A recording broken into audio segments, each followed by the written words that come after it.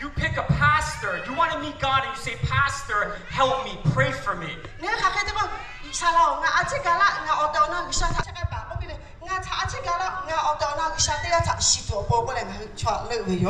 All of us, we have a tendency to pick who we think we can encounter God through. If you want to encounter Him, you have to encounter Him through the poor and the oppressed. The eyes of the poor and the oppressed, and I promise you, you will have an eerie awareness that Jesus is looking right back at you.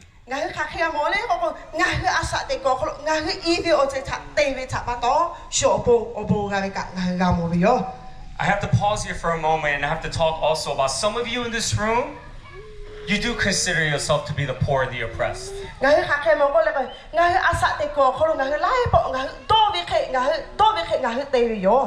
And as a result of it, a lot of us, you use your oppression or you to exempt you from the things that God may be leading you to do and experience in your life.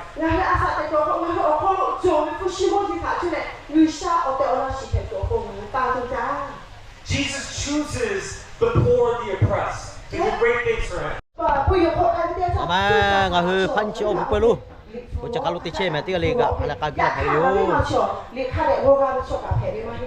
So I didn't want her to go to church anymore because I was afraid that people might think I'm not smart. I have a disability.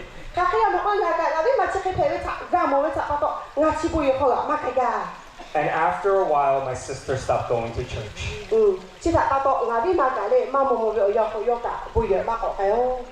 I think about that for them at the airport. How many of you will get on your knees and pray for them at the airport?